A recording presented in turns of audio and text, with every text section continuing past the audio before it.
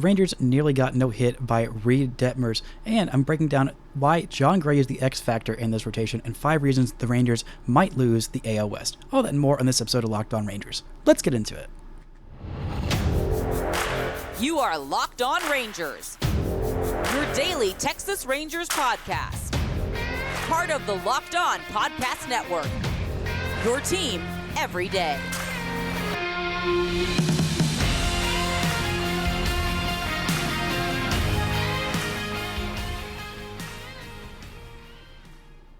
You are Locked On to the Texas Rangers. I'm Bryce Patrick, a cripplingly addicted Texas Rangers fan since 2010, the founder and host for all 5 seasons of this Locked On Rangers podcast. Today is Thursday, August 17th. Your Rangers are 72-49, alone in first place atop the AL West with a 2.5 game lead over those stinking Houston Astros. Thank you all so much for making Locked On Rangers your first listen every single day. If you're not already, you can follow me on Twitter at Bryce Patrick. You can follow the show at Locked On Rangers. Subscribe on YouTube, where the best way you can help grow the show is to comment nearly any single thing below. Now, before we get into this annoying 2-0 loss and the Rangers might lose the AL West, this episode is brought to you by FanDuel Sportsbook, official sportsbook of Locked On. Make every moment more. Visit FanDuel.com/LockedOn today to get started. Now, this was a frustrating loss for the Rangers, not only because it was a chance to sweep the Angels, but it's also because the Rangers lost ground in the AL West. The Astros threw Justin Verlander out there against the Fishes, and the Marlins dropped 5 runs on Justin Verlander and still lost by 7 because that's just how baseball goes sometimes. The Rangers, meanwhile, could not get 5 runs off the opposing starter. They could not get 1 run. They only got 1 hit. They did get 5 base runners off of Reid Detmers, but it was a frustrating game. Reid Detmers, who had been honestly terrible for the second half of the season, had been not great for most of the season, just gave up 7 runs in Houston. Would have been nice if he could have figured it out in Houston before he came to Arlington, I should say, and then just carved up this Rangers lineup for the most part. But he did struggle with the walks, 3 walks, one of those, 3 unintentional walks, 1 intentional walk to Corey Seager, which felt like the right move, but was still cowardly in the 9th inning or the 8th inning after a leadoff double by, of course, Marcus Semien, who was one of just 3 hits the Rangers had in this one, all of them coming in the 8th inning. And the Rangers weren't able to do anything with the runners they had in scoring position. The team was 0 for 6 with runners in scoring position. All of those at-bats came in the 8th and 9th inning. All of them against relievers. A couple against Ronaldo Lopez and a couple against Carlos Estevez, who proceeded to carve up these Rangers, did not allow a single run, unlike Jon Gray, who allowed just the lone run. We'll talk more about him and his weirdly good but not great performance, but it also was kind of good, and that kind of feels like the story with Jon Gray. But this was a frustrating game. The Rangers did have their opportunities, runners on first and second. With 1 out, they had Adolis Garcia and Nathaniel Lowe come up. Adolis Garcia struck out, and Nathaniel Lowe grounded out. Then, with runners on first and second, actually that was the 7th inning. Wait, no. Sorry. Go on to the 9th inning, where Travis Jankowski, who had 2 of the runners, actually a couple of those runners in scoring position were just because of walks, because again, this Rangers team was working a lot of walks, including Mitch Garver, who reached base 3 times in this one. 3 of the 8 base runners the Rangers had were just Mitch Garver. He had a single in the 9th inning and a couple of walks throughout this one, and a couple of the at-bats with runners in scoring position were had by Travis Jankowski, who was starting against a lefty, which, again, there aren't a whole lot of other options. JPM did pinch hit late in this game. Travis Jankowski had a couple of pretty good at-bats that he put together, working the count, a couple of bad calls against him, but also had a ball that he hit to the wall in right field that would have been a walk-off home run, but alas, it was not. One of the rare hard-hit balls for Travis Jankowski, 96.5 off the bat. 381 feet to right center field. It would have been a home run in just one park. And can you guess where that one park was? Yeah, Angel Stadium. So maybe if this was an away game, that would have been a go-ahead home run in the top of the 9th inning. Could have been a walk-off home run in the bottom of the 9th, but the Rangers just don't do that this year. I don't think the Rangers have... I think they might have one walk-off home run this year. I think it was the Jonah Heim home run against the Royals. But other than that, I can't think of any walk-off home runs that the Rangers have this year, which was a darn shame because normally they're beating the pants off teams, and normally they are not in these close games. When they are, they have a habit of not winning and not finishing off series when they're up 2-0. They've done it now 3 times in a row. This is now 7 times this season where the Rangers have gone 2-0, up 2-0 in a 3-game series, and then lost at the chance to sweep. But they do have 8 sweeps. Going back and looking this up, they have sweeps against the Phillies to start the year, at the Royals, against the Rockies at home, against the Mariners, where they absolutely annihilated them, then against the Guardians, then against the Rays, then, of course, these 2 sweeps to start this month that started off a 8-game winning streak against the Marlins and against who am I blanking on that it literally just happened 3 seconds ago. Oh, of course, the White Sox. But still, 3 in a row where the Rangers could have and probably felt like should have swept the series. One against the A's, and then that weird extra inning game against the Giants, and now this one when, of course, Reid Detmers is going to go and no-hit you through 7 innings because of course, that's the way baseball goes sometimes. But again, it's so frustrating to lose a game like this to an Angels team that just feels really hapless and hopeless. We talked about that the first couple episodes. It just did not look like a team with any fight in them. And then Shohei Ohtani showed some fight with a couple of infield singles and a massive home run, which was the only run that Jon Gray gave up in his 7 innings of work. But just not being able to quite get that run across was frustrating. A lot of these series that it's felt like the Rangers have not been able to clinch has been because it feels like a lot of times Bochy gets a little cute with the lineup on getaway games or the days where there's an off day the next day to just kind of get some guys extra days rest, which, I mean, for the most part has worked. This team has been, the guys who are there and playing most every day in Marcus Semien, Nathaniel Lowe, and Adolis Garcia, they have stayed fresh throughout the season and are peaking at the right time. But still, sometimes it feels like he does too many things with the lineup. Not putting JPM there is the only really questionable decision, but, I mean, Jankowski is fine. He's having a solid season. JPM is still a rookie. He's still very young, and he's only just this year really had that breakout success. So, I mean, it makes sense why he would leave him on the bench against a lefty, and he did still get in there, went 1-for-1 in his pinch hit appearance for Ezekiel Duran. So what is Jon Gray's deal? Why is he the most important part of this Rangers rotation? I will tell you exactly why in this right after this word from our sponsors. A seamless transition as always, Bryce. Well, this episode is brought to you by a new sponsor, Nutrafol. Men, tired of weakening or thinning hair? Do you want to reach your full hair potential? Leading hair growth supplement Nutrafol helps improve your hair growth, visible thickness, and visible scalp coverage. Nutrafol is the #1 dermatologist recommended hair growth supplement, clinically shown to improve your hair, visible thickness, and visible scalp coverage. Nutrafol's hair growth supplements use physician-formulated, natural, science-backed ingredients. Their drug-free, patented technology provides consistent, reliable results without compromising your sexual health. Go to Nutrafol.com/men to take their hair health wellness quiz, identify causes of your thinning hair, and Nutrafol will give you a personalized plan for better hair health through whole body wellness. Nutrafol supports healthy hair growth from within by targeting root causes of thinning such as stress, hormones, environment, nutrition, lifestyle, and metabolism through whole body health. Take the first step to visibly thicker, healthier hair. For a limited time, Nutrafol is offering our listeners $10 off your first month subscription and free shipping when you go to Nutrafol.com/men and enter promo code LOCKEDONMLB. Find out why over 4,000 healthcare professionals recommend Nutrafol for healthier hair. Nutrafol.com/men, spelled Nutrafol.com/men, and enter promo code LOCKEDONMLB. That's Nutrafol.com/men, promo code LOCKEDONMLB. Shout out to the Everydayers for making Locked On Rangers your first listen every single day. On Friday's show, I'll break down 5 reasons why the Rangers will win the AL West. The Rangers take on the Brewers this weekend. You can catch every pitch with the hometown broadcast on SiriusXM. Just download the SXM app and search Rangers.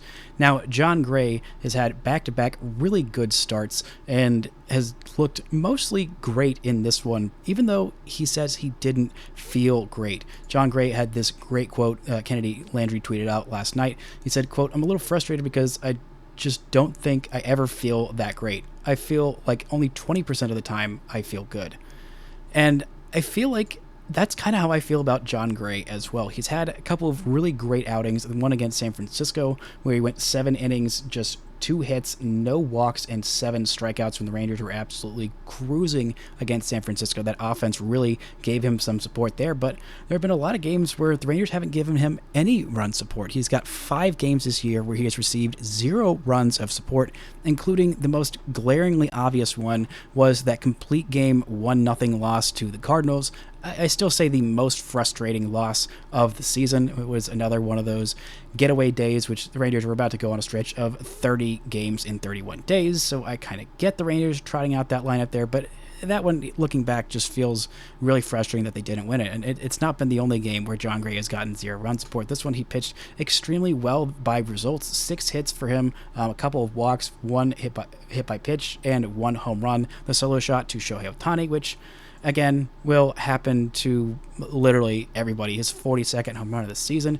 Man, he really likes hitting in Globe Life Field. Maybe Corey Seager can tell him how great it is for that to be his home park, and maybe Shohei Ohtani really liked those fans up in right field chanting for him to come to Texas. I wish they would have been a little more specific and said Arlington, so we didn't get confused and go to the Astros, which I don't think is going to happen. But still, the point is, I was talking about Jon Gray and his consistency, and that's the thing with Jon Gray. We saw him for these 2 months, that 2-month stretch in June and July of last year. We saw him for that stretch of the May of Gray, where he had all but one of his starts were 1 or fewer runs, and he had a 8 shutout inning performance against Oakland. He had that 7 1-run inning performance at Seattle on May 8th, and then against Baltimore, 7 innings of 1-run ball in that win, that series win against the Orioles. 2 really great pitching performances there, and then June started out looking like it was the June of Jon. I mean,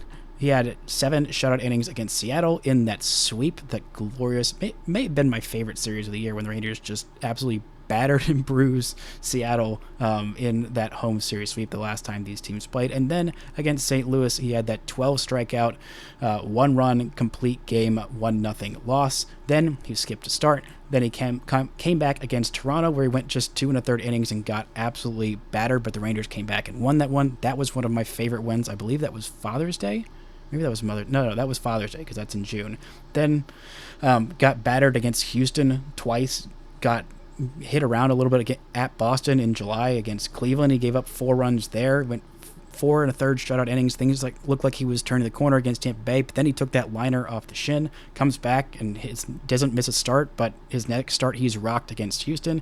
Then he gets rocked against Miami, and then these back-to-back starts. It's just up and down and up and down and up and down with Jon Gray. That's one of the reasons why I really like Jordan Montgomery, why I've really liked Dane Dunning this season. It's because you know what you're getting with them. But Jon Gray also does offer that upside. Those games like he had against the Giants, the game like he had against the Cardinals, the game like he had against Seattle. I mean, when he's on his game, he is one of the best pitchers on this staff right now. I mean, he has got incredible upside, but the consistency, and it feels like there's just no barometer for what that consistency is. He's got a 3.52 ERA in 22 starts this season, 127 innings, 106 strikeouts. The strikeouts per 9 are down. The walks are down below 3 walks per 9. Home runs about 1 per 9. I mean, the field independent pitching doesn't really love him at 4.16, and his expected ERA is not anywhere near what his actual ERA is at the moment. A 4.23 expected ERA to the 3.52 actual ERA. So what does that mean?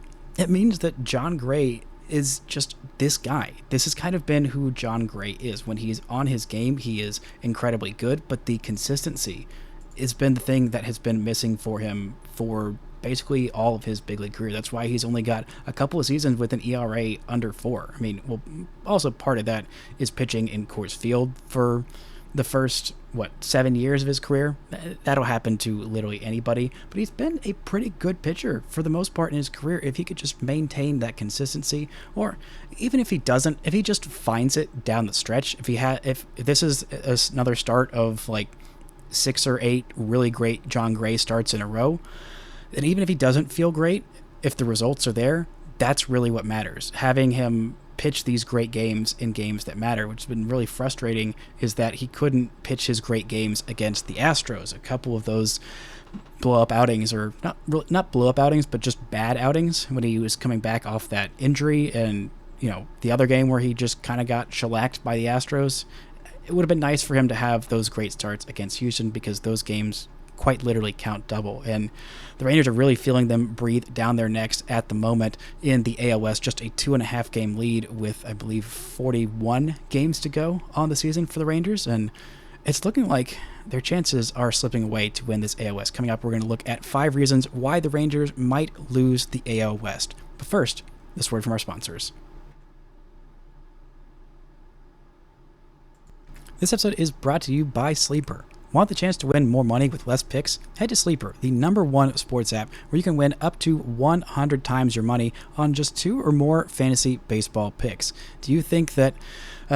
who's playing tonight? Well, do you think that, who is it? Max Scherzer is going to start on Sunday. Do you think that he's going to have another great start and just absolutely mow down this Brewers lineup? Well, if you do, then you can swing for the fences on Sleeper with your picks up to 100 times payouts. All you have to do is choose 2 or more players that you like, select more or less on their stat categories like home runs, strikeouts, hits, and more. Get your picks right and you could win big. Dynamic payouts are live. What are dynamic payouts? Well, in short, each player projection now has a multiplier attached to it, as opposed to a preset multiplier based on the number of legs in a contest. With dynamic payouts, also, customers comes more stat categories to place contests on. You can get higher payouts than other apps with less picks. Use promo code LOCKEDON and you'll get up to a $100 match on your first deposit. Terms and conditions apply. See Sleeper's terms of use for details.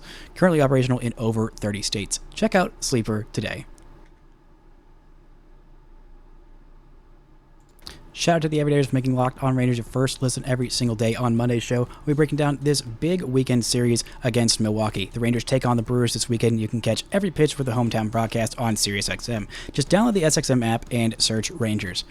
Now, after last night's games with the Marlins refusing to do the Rangers as much of a favor as they really should have, and the Rangers losing a 2-0 game to Reid Detmers and the Angels, it feels like the Rangers' playoff odds, well, at least their odds to win the AL West, are really slipping away. After that game, according to FanDuel, Fangraphs, the Astros have a 48.2% chance to win the division, and the Rangers have just a 47.6% chance to win the division, with the Mariners having a 4.2% chance to win the AL West, which that 4.2% feels a little generous unless the Rangers start free-falling and Seattle sweeps Houston in Houston this weekend. I don't really see the Mariners coming up on the Rangers for the AL West, let alone even surpassing the Astros. But we're really talking about Rangers and Houston, because that is a 2-horse race. According to the Rangers' Pythagorean record, also looking at Baseball Reference, they're still very optimistic about the Rangers' chances to win the division, much more than I am at the moment.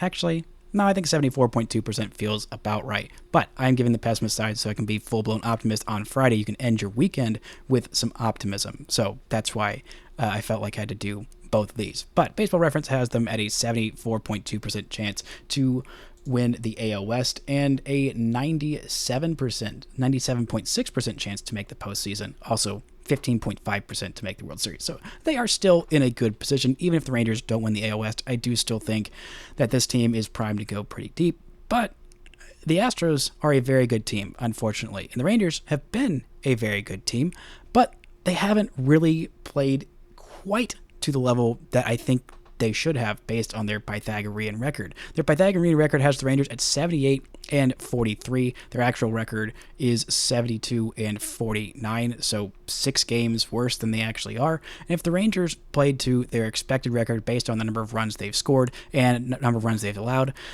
then they would have an 8.5 game lead in the AL West over the Astros, because the Astros' expected wins and loss record is exactly what their actual wins and loss record is at 70-52. The Rangers have just let some of these games slip away, and games like this, games like the extra innings loss to San Francisco on the walk-off by Patrick Bailey, the 2-0 loss to the A's on a freaking bullpen game. Those are the ones that really stick in your craw. Same with that that St. Louis getaway day loss in Jon Gray's complete game 1-0 loss. Those are the ones that really just kind of drive the needle in. I mean, this team is very good, and you need to temper your expectations, and one loss shouldn't send you spiraling, especially since the Rangers still have a 2.5-game lead in this AL West. But things have not been going well for the Rangers as of late in terms of their injury luck. Number one reason why the Rangers would lose the AL West, or just finish in second, just would not win the AL West, is injuries. The Rangers have suffered some crucial injuries. Jonah Heim suffered that wrist injury. Thankfully, he was only out for 3 weeks, but his at-bats since he's come back, he did have that 9-pitch pinch hit strikeout in the 9th inning. Kind of wish that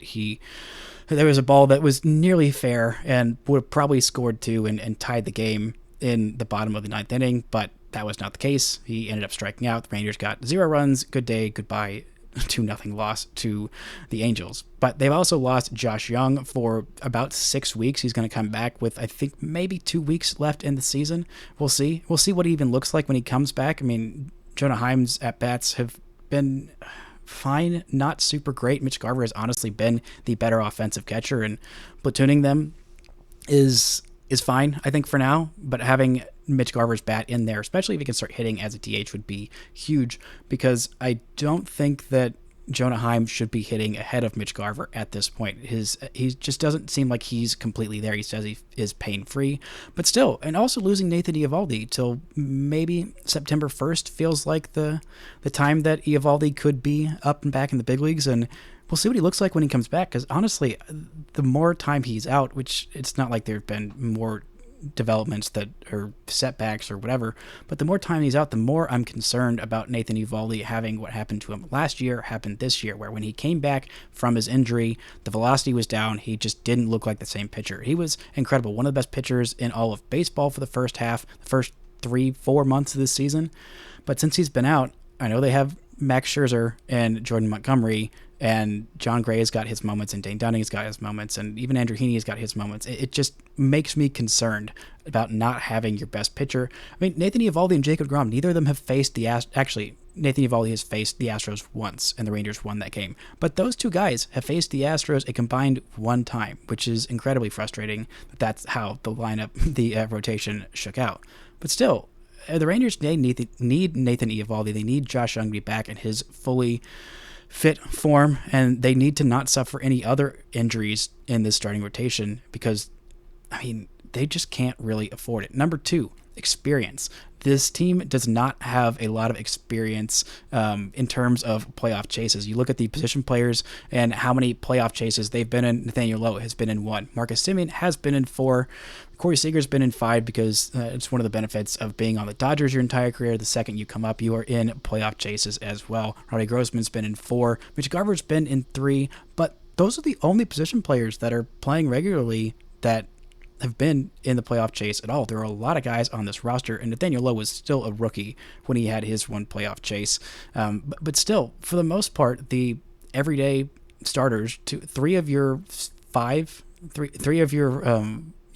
all-star position players have not been in a playoff chase. Jonah Heim has not been in a playoff chase. Josh Young has not been in an MLB playoff chase. Adolis Garcia has not been in an MLB playoff chase. So this is their first stretch run where they are really getting a taste of what it's like to be in the hunt, to be the leaders of the pack. And you look at the rotation outside of Scherzer, right now, the guys who are healthy, Montgomery's had, two stretch runs where he's been in position to make the postseason. Jon Gray's had 1, Heaney's had 1.5-ish, and that was just last year. And Dane Dunning kind of had 1 in the 2020 season when he was up as a rookie with the White Sox.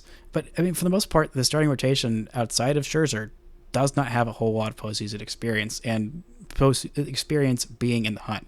Nathan Eovaldi does, which, again, is why it's so important that he comes back and is fully healthy. I know other teams have had injuries and bad injury luck. I mean, the Astros have had a buku of bad injury luck, but, I mean, they're not feeling bad for the Rangers and the injuries that they've suffered. And you look at the Astros postseason experience, they've made 7 straight ALCS, maybe it's 6 straight ALCSs, but it's not just making the playoffs, it's making deep runs. And you look at the guys that are on this roster that, have this playoff experience in Semien and Garver and Grossman. I mean, Grossman had a deep-ish playoff run. Actually, I don't think that it was that deep a playoff run with Atlanta last year. But for the most part, these are one and done guys. They have not gone on a deep run. Corey Seager is pretty much the only guy on this team with experience going deep into the postseason. I mean, we've obviously seen Max Scherzer win a World Series with the Washington Nationals in 2019 over the Astros, which is one of the reasons why I love having him the most. One of my favorite things that Max Scherzer has done in his career is beat the Astros in the World Series. That was really nice of him. But outside of him, I mean, Nathan Eovaldi's pitched in the World Series, but again, they've had Will Smith and Aroldis Chapman, but the rest of that bullpen just does not have almost any, if any, playoff experience in it. I think Chris Stratton has a little bit of playoff experience, but for the most part, this team does not have the experience, especially when you're being chased down by a team like Houston, who has done this time and time again. They have not always had the strongest starts, but they usually finish the season on an absolute tear and go into the postseason and usually go on some deep runs. And when you have that nipping at your heels, and the Astros do have a pretty favorable schedule down the stretch. They have 9 games combined against the A's and the Royals. That makes for a tough playoff chase, especially with number 3. That Houston Astros roster is mostly the same, and I think cohesion is a reason why this team might lose the AL West. Not saying that they're not all a good bunch, and Bruce Bochy is still, this is his first year in Texas. There are a lot of new faces in Texas. There are some veteran guys who, again, have been on these postseason stretch runs, and kind of know what it's like. But knowing what it's like to do it together with this group, it is still relatively new. Your 2 biggest stars up the middle have still only been in Texas. This is their 2nd season here. Adolis Garcia, I think he might be the longest tenured Ranger on this team, the most experience in this team, with this team since 2020. Maybe it's Jonah Heim, maybe it's Leo Taveras, but still, most of these guys have not been here and been together for a long time. They just added a whole bunch of new pieces in Max Scherzer, in Jordan Montgomery, in Chris Stratton, in Austin Hedges, which is great, and they should have done that, but still, there is a little bit of a learning curve to that, and this team is still figuring out each other. Number 4 reason why this team might lose the AL West crown to Houston this year is regression from Leo Taveras, from Travis Jankowski, from Ezekiel Duran, Josh Sborz, Dane Dunning, Andrew Heaney, Will Smith. I mean, a lot of these guys, sometimes it feels like they're playing a little bit over their skis, and it feels like they're going to come back down to earth. Duran is coming back up after a month and a half-ish of cratering back down to earth. He's stepped up pretty well. I know he did just have an 0 for game, a couple of 0 for games, I believe, but he's putting together decent at-bats, but still there's a lot of swing and miss, a lot of things that he's been taking advantage of. Same with Leo Taveras, who had the hardest hit ball of the day with a over 400 expected batting average, but again, that just turned into an out. He also had a couple of strikeouts, and if you're not high on those guys, then that could be a reason for the Rangers not winning the AL West. And number 5 is just not beating the Astros. The Rangers are 4-6 again against them this year, including 3 one-run losses that were absolutely maddening. Absolutely maddening. Every single one of them. The game where the Rangers lost 11-12 in that just absolutely bonkers game where the Astros battered Martin Perez, and then the Rangers came back and they took the lead, and then Will Smith blew a save. Then they had the game where Aroldis Chapman blew a save. Then they had another bonkers game with a couple of replay reviews. I mean, that series in Houston, the Rangers battered them at the end and avoided getting swept and tying atop the AL West. I mean, they should have swept that series. They absolutely should have, with those 2 one-run losses and the funkiness of replay and Aroldis Chapman's one really blown save or blown up outing as a Ranger. I mean, it's just so incredibly frustrating. The Rangers have been, I think, the better team, and I still think they are the better team. But games like that, especially with this last series, the Rangers are 4-6 against them. They still do have a chance to win the season series and therefore have the tiebreaker if it comes down to that and they have the same record. If the Rangers take all 3 games against Houston to start in that series that is at the beginning of next month, that would be ginormous, and they need to do that. They need to take all 3 games against the Astros, give themselves a little bit of breathing room down the stretch, because this Astros team is really just biting at their heels. They are a very good team with a lot of experience, a lot of veterans, and a lot of cohesion, all the things that you want. I mean, a team that has just gone deep into the playoffs every single year, and they're not super worried about if they don't win the AL West. I still think they're probably going to make a deep run and honestly probably make it to the ALCS no matter what, which I hope the Rangers don't have to see them until then. But still, the Rangers need to take advantage and course correct on some of these things, work on that cohesion, try and get the most they can out of all these games and not lose these stupid losses to the Angels, the A's, and the Giants. Again, it happens, but it is really, really frustrating when you're staring down the barrel of a week in which you've got 3 games against the Brewers and then 4 games at the Twins. The Rangers need to take advantage of those games. Hopefully the offense can get back on track and not get no hit this weekend, which if they did, it's the Brewers, and they've actually got some good pitching. Be much less mad than if you got no hit by Reid Detmers, but still a frustrating way to lose. But hey, I think the Rangers will still end up pulling out. On tomorrow's show, I'll give you 5 reasons why the Rangers will win the AL West and talk a little bit about what's going on the farm. That's going to do it for today's show. Thank you all so much for listening and subscribing, and until next time, don't forget to enjoy first place Texas Rangers baseball.